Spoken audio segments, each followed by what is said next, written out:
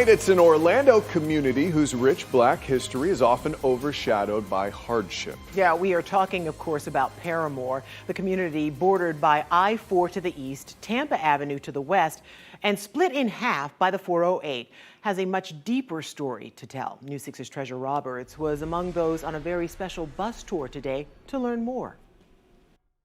Parramore is more than meets the eye. There's history in this neighborhood, and we'll learn more about that on the ride. So come on, let's go. Welcome to the second annual History Parramore Tour.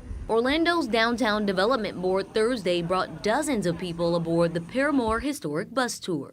The tour guide, Orlando District 5 City Commissioner Regina Hill, shared rich history on the ride around the oldest and one of the largest African-American neighborhoods in Orlando. One stop was here at the Maxie Croom's house. Right now we got $1.5 million to restore the Maxie Croom house.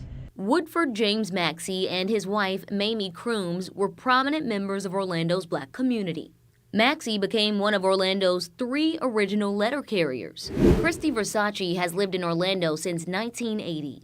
How do you feel about the tour so far? I'm really excited about that. I'm really excited because I'm learning a lot of different things that I didn't know living here. Another stop on the tour, Tinkerfield. We put some policy in place that nothing can be built on Tinkerfield if it's not related to baseball. This policy comes after the original baseball stadium was torn down in 2015. Civil rights activist Martin Luther King gave his only speech in Central Florida from the pitching mound of the field. And the talented Jackie Robinson even played a game there. The group got a few minutes to explore the History Plaza dedicated to the greats who once walked the field.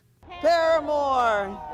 Lorna Johnson says the gems of Parramore are often overlooked. What do you think a lot of people think about when they hear Parramore automatically? High rise of crime, poor, people aren't good, lack education. And you think that this tour kind of enlightens people about the goodness, the historic value in Parramore? Yes, yeah, and what is occurring to make the difference. That's what we need to hear.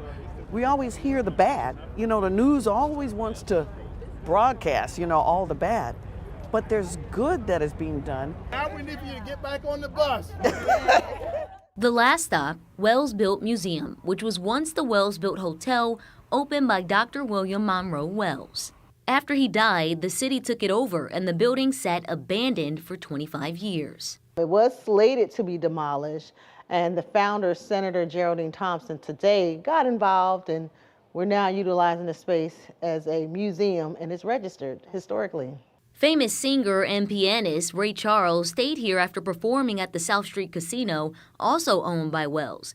The museum has a replica of the rooms they offered. When they had the sundown town stuff going on and you were a musician, when you got done performing, it wasn't guaranteed that you could make it back to wherever you come from. So for safety, they'd stay here overnight.